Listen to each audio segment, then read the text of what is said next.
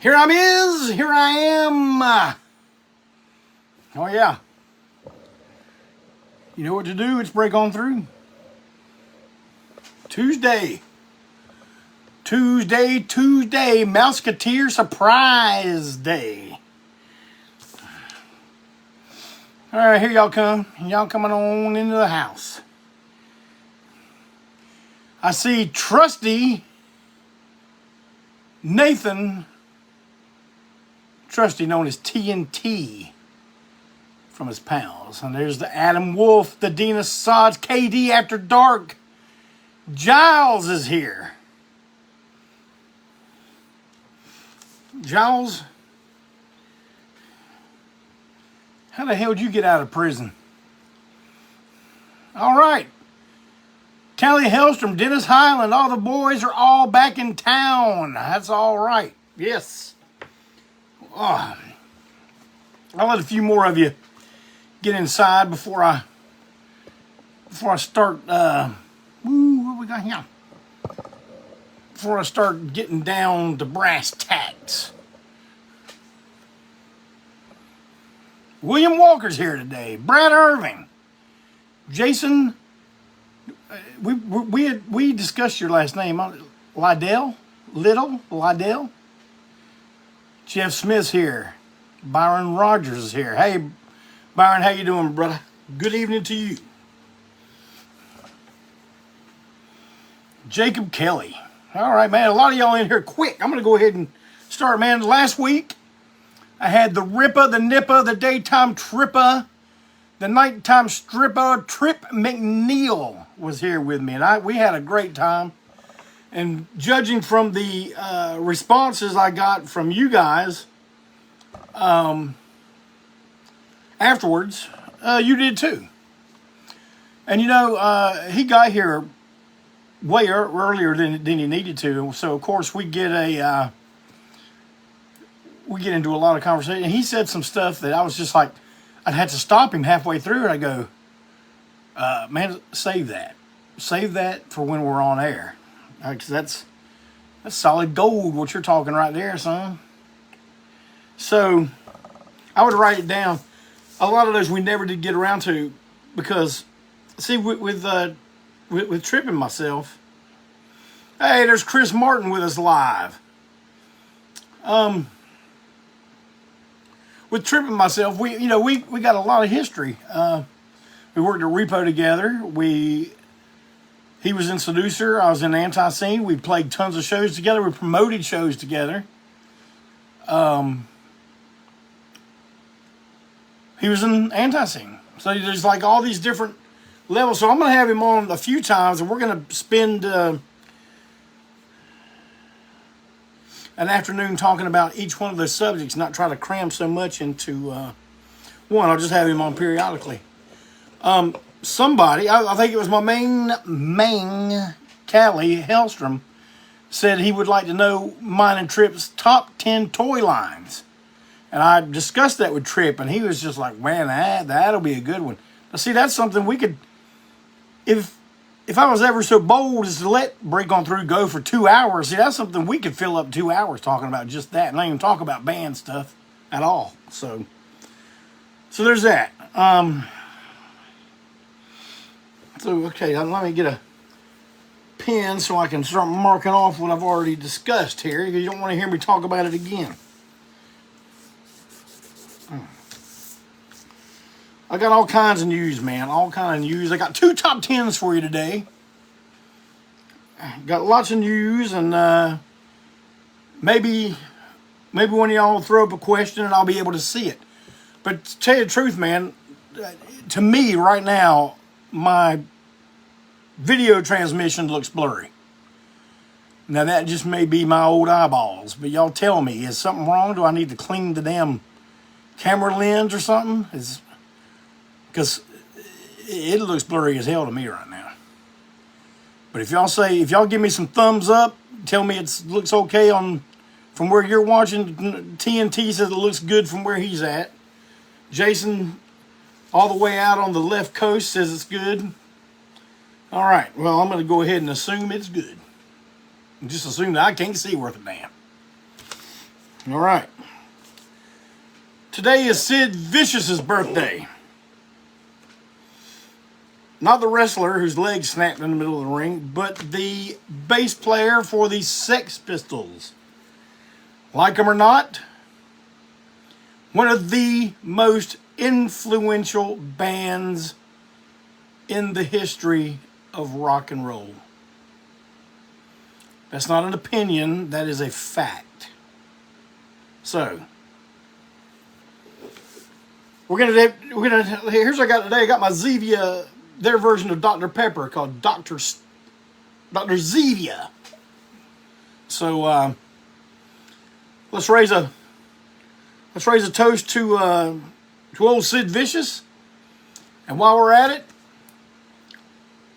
let's raise those glasses high in the memory of Howie Pyro, Degeneration, and tons of other stuff. To both of you fellas.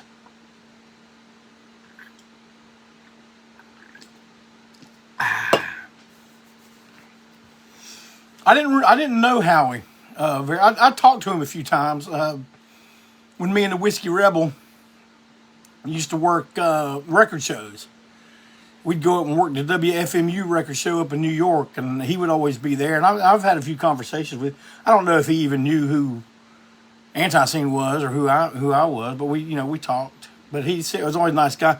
Tom O'Keefe, good friend of mine. He was a very good friend of his.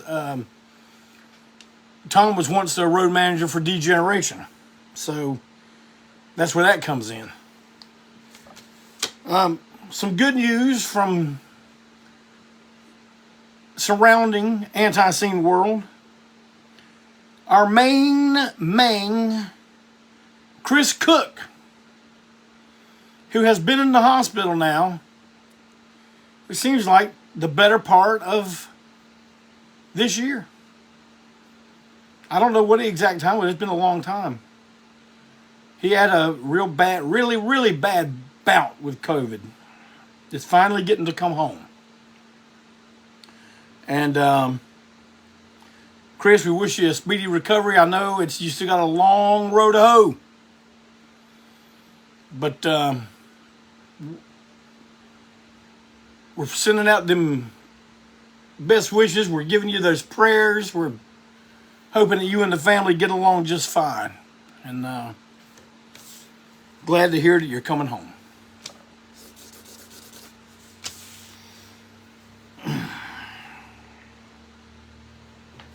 I'm going to go with all the good news. I don't know. What do you think? It's time for a top 10, then some more news? I don't know. What do you think we should do? All news and then top 10s? You know what? It's up to me to make an executive decision. We're going to do the first top 10 of the day. This was a suggestion by my main Martin from way over there in London, England. It's one of his suggestions. He suggested Cher and Cheap Trick. So, today I'm doing the top 10 Cheap Trick. Among my closest friends, they're a real polarizing subject. People either love them or hate them. There's no real in between. I'm one of the people that love them. But I'm one of those fans that's probably not very beneficial for them to have. Because there's a period of Cheap Trick that I love. And the rest of it, I like, I guess. I mean, once they got to a certain point, I didn't listen to the records anymore. But like I mentioned, my friend Tom O'Keefe, now he could tell you every song on every record. Like the one that just came out, all the way back to the first one. See, that's how big a fan he is. Now, me, I guess I'm just the casual fan, but I like them a lot, and I've seen them a bunch, man. Pretty hard-pressed to find a better live record than Live at Budokan. And you're going to notice that my top 10 stays in that area of the first 3 or 4 records. Because that's when it had the biggest impact on me. That's when I discovered them. That's when I saw them for the first time. I saw them. They were touring, promoting the American release of Live in Budokan. Still kind of on the heels of Heaven Tonight, but getting ready for Dream Police to come out. Dream Police had not come out yet. And they played like 3 or 4 songs from it. But Mark says he got to see Joey Ramone sing Surrender with him. Man, I bet that was amazing. But I'm going to start with number 10, as we always do now. I love their show opener, show closer. Hello there, good night now.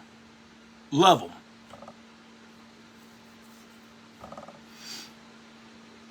My number 9, probably the song that got all of us hooked on them. At least the guys a few years older, a few years younger than me, when we first heard Surrender.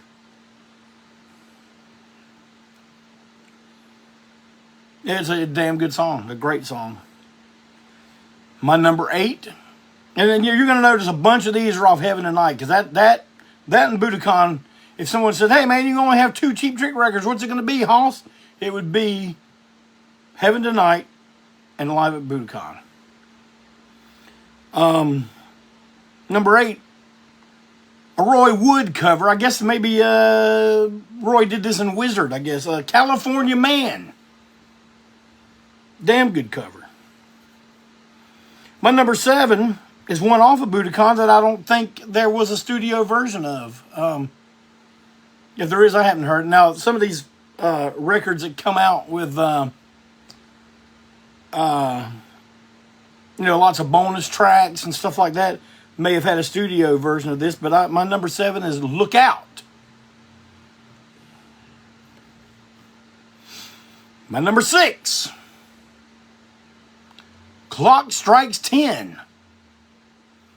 Man, can you get a whole lot better than that? I guess you can get 5 more better than that, but it's an amazing song. Number 5, also from Heaven Tonight, On Top of the World. When I saw them, they played that.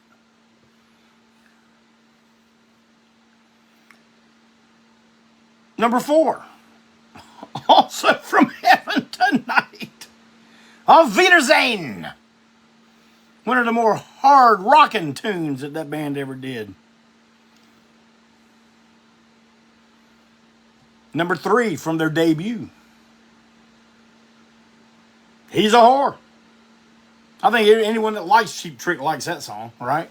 Am I right about that? Number 2, a little bit of a later Cheap Trick. The only album I know that it's on is the heavy metal movie soundtrack. Reach Out and Take It. Yeah, I tell you what, Judas Bullethead keeps getting active. One day you're probably going to see a Judas Bullethead version of Reach Out and Take It. I can just damn near about guarantee that. My number 1, my favorite Cheap Trick song, studio version and the live version, Come On, Come On. Oh yeah. So there you have it. OJC's Cheap Trick Top 10. Man, I saw them for the first time ever, and I just told you, in between Budokan and Dream Police at the Park Center. Most people know it as the Grady Cole Center. Excellent band from Seattle opened called TKO. Man, if you guys ever get a chance to listen to the album TKO, Let It Roll, talk about a band that sounds like The Who. This band does. And they were great live, man. They blew our young minds. But, ANTiSEEN opened for Cheap Trick one time. Oh, yeah. I ain't gonna lie to you about that. I don't know what album period this would have been, but it was much later. And Tom O'Keefe arranged the whole thing. They played at a club called Rockies here in Charlotte. And Tom, really buffaloed his way in to get us on that bill. And so Rocky's owners, staff, and all that to come out and have a talk with us beforehand. Now, we ain't going to have none of that blood and that breaking glass and fire and none of that shit, man. This is going to be a family crowd. Now, y'all just get out there and play it straight, and, well, man, that's the worst thing to tell us, especially back then. I mean, now at least you got a 50-50 chance that maybe things will go your way, maybe not. Back then, that was the 100% way to not get your way, is to tell us, now you ain't gonna be doing this now, son. Because we write it on the set list. Glass, blood, spit, fire, Yeah, there's tons of Cheap Trick fan message boards and stuff. There used to be. I don't know anymore, but man, like a decade or so, maybe 2 decades later, they still people talk about that shit. We saw Cheap Trick in Charlotte, and this fucked up band opened for them, man. Of course, they never remember our name. But the singer looked like Charles Manson, and there's bleeding all over the place and spitting on the crowd, and But what are you gonna do? It's rock and roll. What do you want me to do about it? Okay. More news. Man, I'm gonna tell you something. I got something in the mail the other day from a Maine Craig Merritt. Him and his gal, they operate Paul Bear's Press way down in Austin, Texas. I'm going to show you what now, keep in mind, we're reversed. It's going to be backwards. But if you order one from Craig on Paul Bear Press's website, yours won't be backwards. Mine's not either, but it's going to look backwards. Look at this Ed Gein shirt now. Look at that, man. Is that not crazy? You get a good look at it. Yeah. I ain't much into the serial killer shirts, man. But that story of Ed Gein just still to this day amazes me. To me, it's more like a not so much like a criminal thing as it is a mental illness thing. Even though he murdered some people, a few maybe, I don't know. Doesn't excuse him. But that's Paul Bear's Press. Now, Craig's been supplying me with wardrobe for years and years and years. But he's got all kind of great stuff. Right? Great stuff from great horror movies. So, now, Chris, I don't know who you're saying fuck them to. Maybe serial killers. Yeah, I say, man, I'd give them all the fucking chairs for all I'm concerned. Oh. I said that in a blue state on a blue platform. Ooh! Ah! Oh, well. Let's see. Okay. Now I'm going to break some news to y'all. This is hard for me to do. But I have had to make an executive decision. Now, Barry Hannibal already knows about this. Mark Rainey at TKO has an idea. But the other two band members may not know this shit and will be learning it along with you. But I had to make an executive decision. And I had to go against the will of the people. I know. You people are like, damn, Jeff Clayton, you ask us what we want to do, and we tell you and you say, all right, you're the man of the people. And now you're going against what you said. Well, sometimes the unimpeachable president has to make unpopular decisions. One of those decisions is the new album, Great Disasters, has to go to the back of the queue.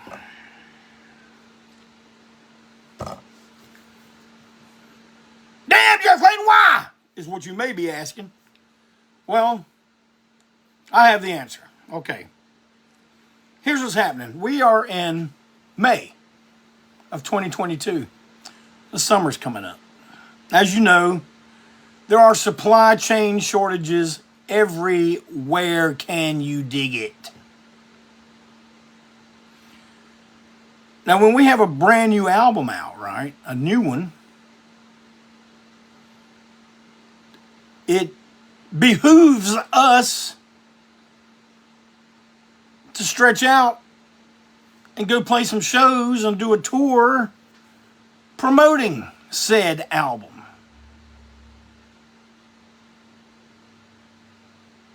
Now, here's what's happening. See, in the summer, Malcolm gets his surgery.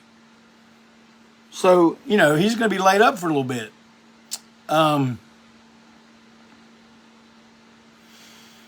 So, gas prices are still astronomical, which, unless we can get a decent guarantee out of places, it makes 0 sense to even try to do it. Our van situation is non-existent. We have to rent a van. So, we're not going to spend it, and we all, you know, all of us are working class. Well, Malcolm's a self-made man, but the rest of us are working class, and we have to build up vacation time. And so we got to let that build back up for the end of the year. And what we want to happen is great disasters will come out toward the end of 22, first of 23, and we will be prepared to go do 3, 5, and 10-day stints in different parts of the country promoting the album when it is out. Now, I don't mean first of the year, January, we're going to be, you know, whenever the fucking record comes out, man. I'll be honest with you right now. Randy from TKO told me, man, with the way things are, the print, waiting on the print from the printer, because like, you think, oh, okay, we're done with our record. Here's everything. Here's the artwork. Here's the music. And that the pressing plant just like gives it to their elves and they go take care of it. That ain't the way it works, man. But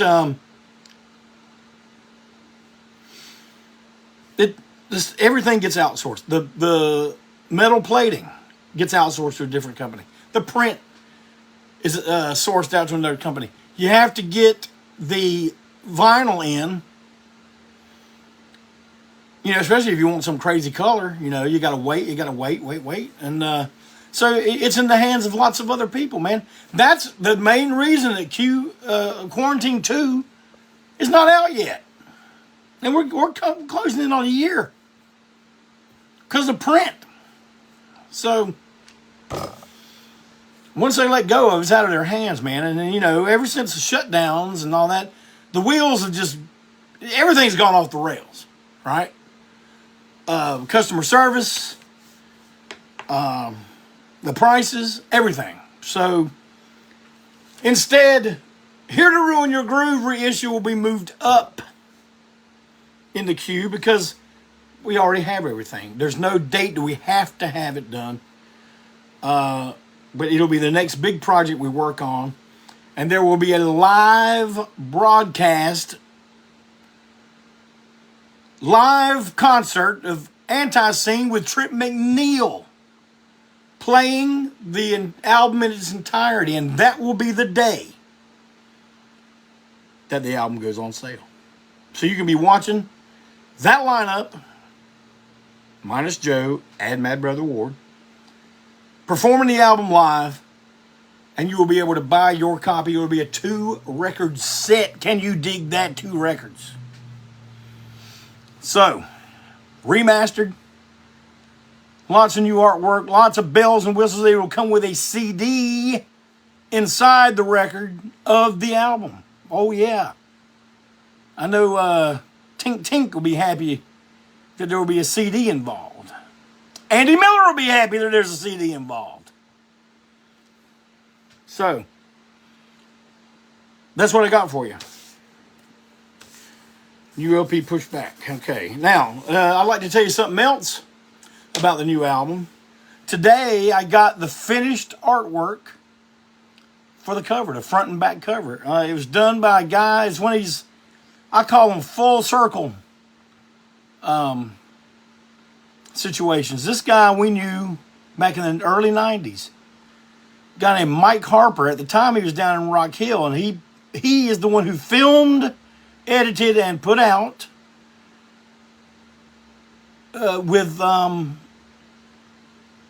with Punk Media, with Chris at Punk Media, Mark Robinson at Punk Media, the VHS tape called Destructo Video. Does anybody remember that one? Well, Mike Harper did the art for this, man, and he brought my vision to life.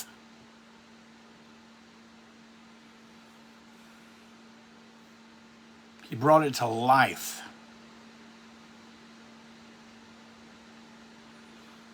You know, you're probably saying, hey, man, why don't you give us a sneak peek? No sneak peeks! There will be no sneak peeks!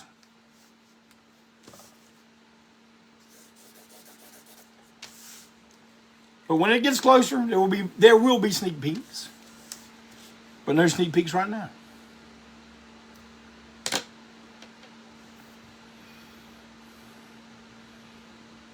Dave, you talking to me about hooking up, do some photos? Yeah, let's do some photos. Hey, man, we're playing. You know we're playing May 20th. Friday, May 20th at Tipsy Burro. Be there, be square, or be nowhere. Why are you playing Friday, not playing Saturday? Well, our Saturday show got canceled in Virginia Beach because apparently some idiot at some hardcore show really assholed himself to the maximum, and that club says, hey man, we ain't doing that hard music here no more. So, show canceled. People ask me, what happened? What? I don't know. That's what I just told you is what I know. That's what I know.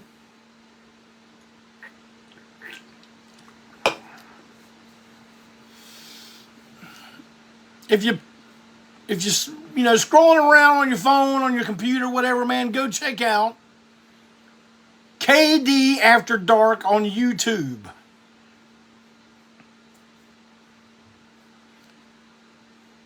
And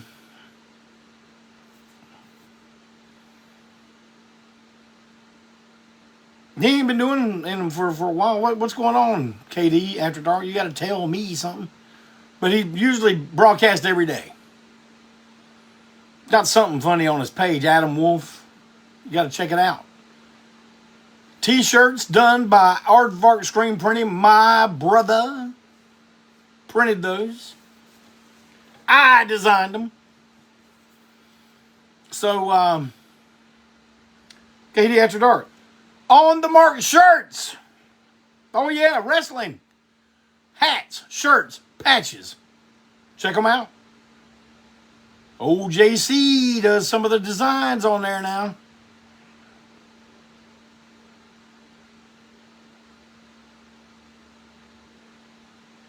You can look on Janet Blythe's Scream Queen Facebook page to find out how to get to her store, to get autographed photos, stickers, soon other things. She's lowered the price on all her items to accommodate the hard times of the working class.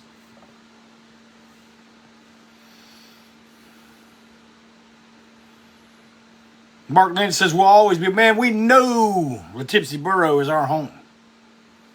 We know that. All right. I'll show you something I got for sale if anybody's interested.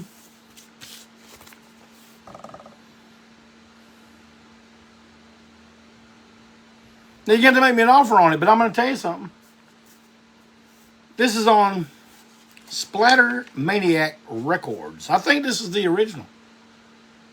Maybe not. This is from Switzerland. It's a pressing from Switzerland. Number 256 of 666. Imagine that. There's a problem. There is a warp. I don't know if you can tell here. Yeah, there you go. There's a warp right there on the end of the damn record. I mean, I couldn't just like toss the thing out though. This is a rare record, man.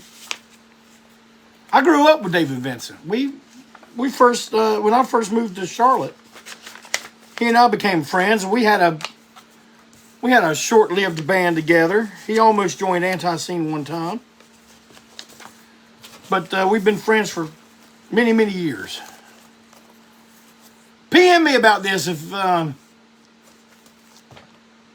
you're interested. Like I said, I can't just toss it out, but you know, just about any offer will be taken. And maybe some of y'all know tricks to flatten that stuff out. I used to, but I don't have patience for that kind of stuff. Oh, David Hancock says he bounced for us at the Rec Room in Atlanta. Man, I like the Rec Room. The Rec Room was a damn good club. Too bad you didn't bounce for us at Dottie's at that damn show. Woo! You'd have been busy.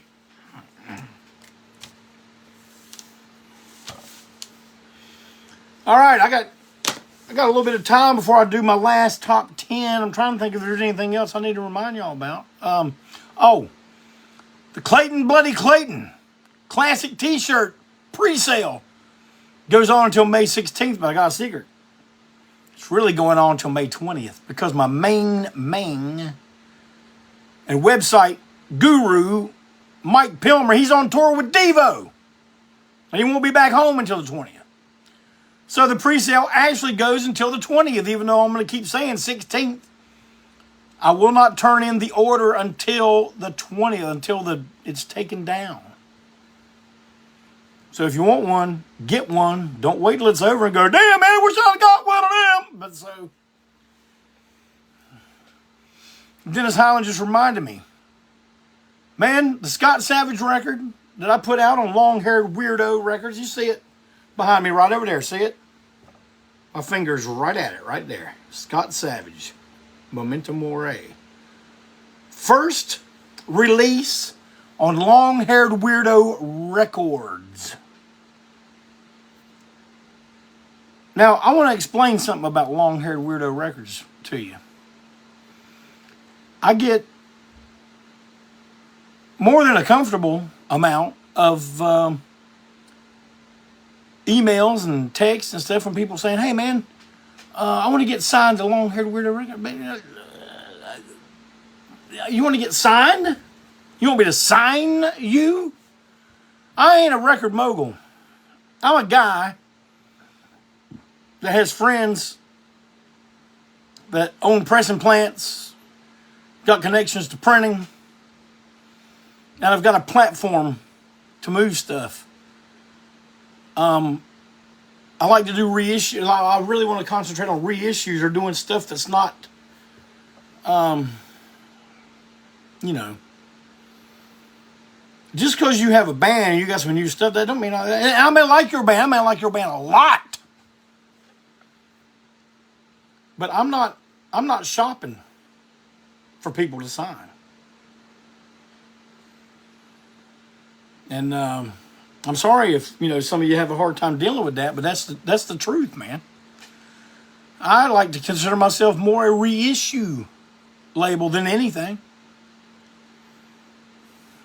So I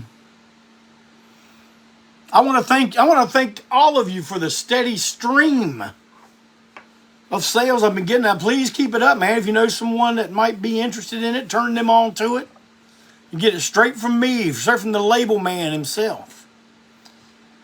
I got two versions, a red vinyl and a blue vinyl. The blue vinyl is the rarer of the two.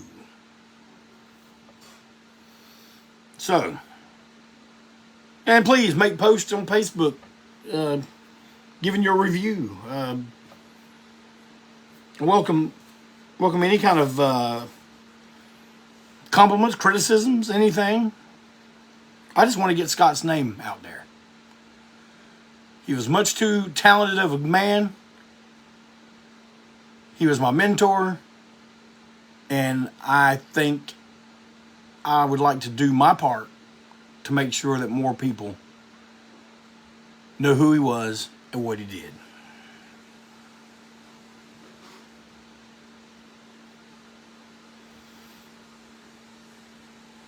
All right, it's time for the second top 10 of the day. And man, y'all are going to like this one. And you're going to notice the thing that goes on with my top 10. It's like it all seems to go from a certain period, man. Because I get it all happens to how you find out about stuff, I think, and how it affects you when you find out about it, and how, you know, kind of nut job fanboy you become when you get into certain things. And it has a lot to do. I don't think it means this is better than this period or that period. It just means what it means to you. And I think you guys are going to like this one. I think you're going to have a lot of disagreements.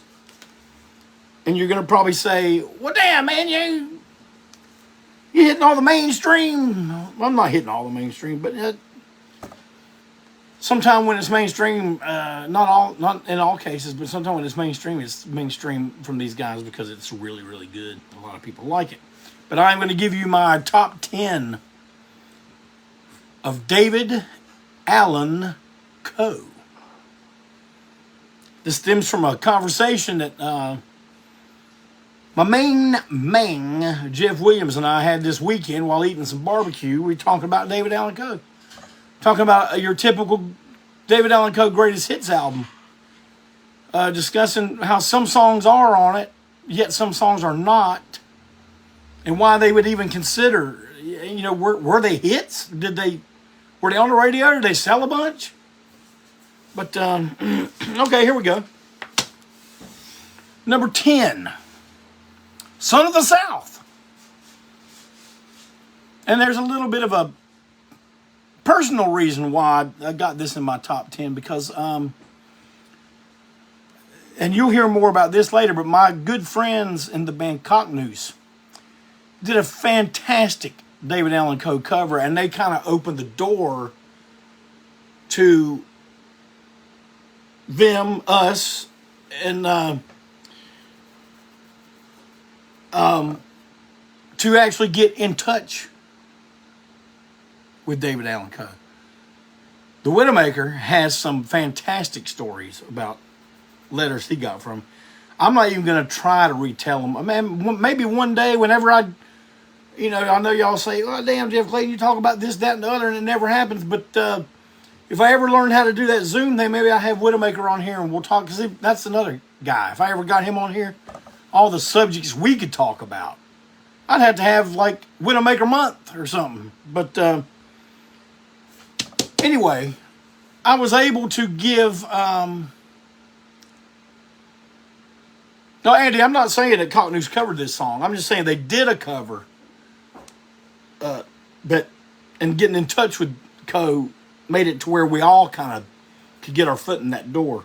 And I gave him a stack of things. I gave it to one of his merch guys, and I said, hey, and I wrote a little note in it. It was a thing.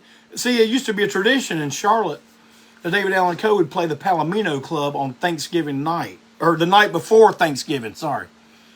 A Wednesday. And it happened that way for several years. It was, you kind of got to where you looked forward to, well, I'm going to see David Allan Coe on Wednesday, and then we'll have Thanksgiving on Thursday. But so I gave a stack of stuff, and I wrote him a little note in there saying what an influence he was, man. This is probably unimportant to all this, but the reason I even got tattoos was because of David Allan Coe. Not Henry, it was maybe Rose Tattoo when I first seen it. Oh man, this is all good. But I didn't have, no way did I have the dedication that those guys Full sleeves. I don't want to do that, but I saw him one time when Confederate Railroad was his band, and they were doing Whipping Post. And at the end, when it slows down to the blues thing, it's sometimes I feel, he rips his shirt off like I've been tied to the whipping post with all them prison tattoos, and I was just like, that is cool. So, shortly after, I got my first one. But my number 9 is Long-Haired Redneck, the song. And now you're also going to notice a bunch of them come from that album. My number 8, and now this is one you're not going to hear a bunch of people say, I don't think, but this comes from the very first David Allan Coe album, which I got him to sign an original copy of. I should have found it and brought it on here. But Funeral Parlor Blues from the Penitentiary Blues album. Oh, yeah. Number 7. And I don't like to listen to this song much, but it's one of my favorites. And the reason I don't like to listen to it much because it chokes me the hell up. Maybe even more so now that I've gotten older. And why this isn't on his greatest hits albums, I will never, ever understand. I don't know. Maybe he didn't write it. But a song called Desperados Waiting for the Train. Beautiful, beautiful song, especially his version. Number 6 for me. From the very controversial, very divisive albums that he put out, my number 6 is a song called Rails.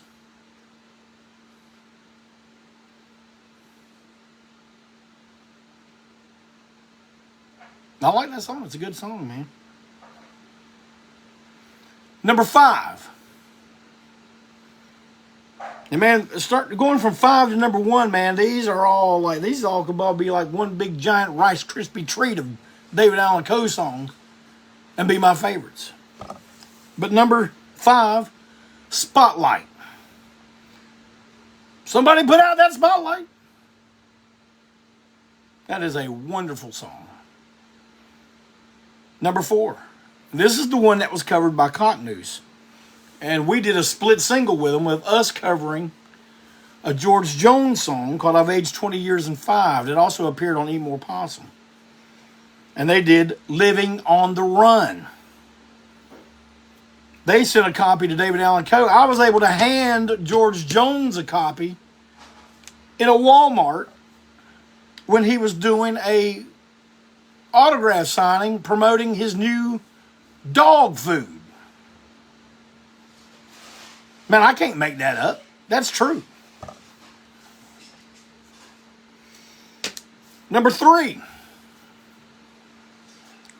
I think the guy doesn't get enough credit for his lyrical genius, man, but at least at one time, one period. I know a lot of people think they can identify with it, and maybe we all can to a little bit. Maybe we all knew some people as described in this song. Maybe some situations described in this song. It didn't have to be from the South, I'm sure it was something that happened about anywhere. But the song, If That Ain't Country.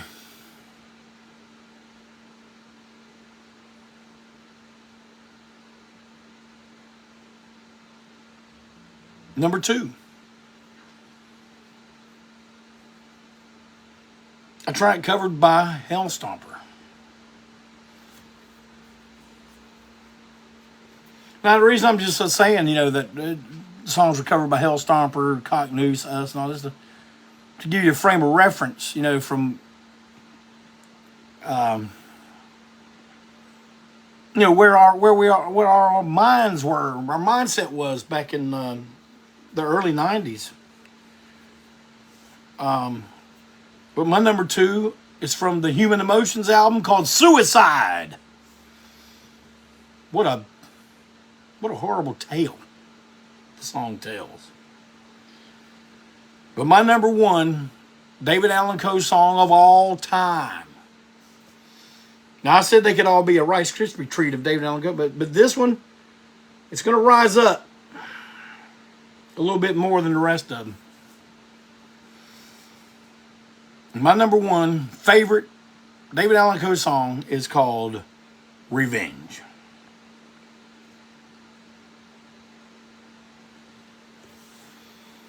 Tim Rajado asks about The Ride. Man, it's not in my top 10. It's a great song. Coe didn't write it, but it's a good song. Now, just because I got 10 in my top, don't mean there ain't like 110 behind these that I also love. I loved his covers. Man, he had such a great voice too, man. I don't know if y'all ever heard his version of My Girl. He did a really good version. He was really good at singing old soul songs, and a lot of the covers that he chose to do, he did really well. Toward the end of not the end of his career, but the end of his recording, I don't know that he's still putting stuff out, but about 20 years ago, he was on King Records, and they were putting out re-recordings of some of his songs. He would re-record the songs since the major labels owned the sound recordings of the big hits, so he had to re-record them. And man, all the guys did that. George Jones, they all did it. Man, he did a CD of nothing but trucking songs. And man, he did the songs he did on there were so good. Like 18-wheeler. Who was that? Alabama? That was, man, he did such a great version of that. But well, that's it for the day, man. We've broke on through until there's nothing left to do. Well, I hope you had a good time listening to me rock, roll, rant, and rave. I certainly enjoyed talking to you. Mark Lentz wants to know my take on Tyler Coe. Man, I met Tyler a couple times when we opened for David Allan Coe one time too, but I'm a little too late into it to get onto that. But Nathan, what's the song Dakota the Dancing Bear?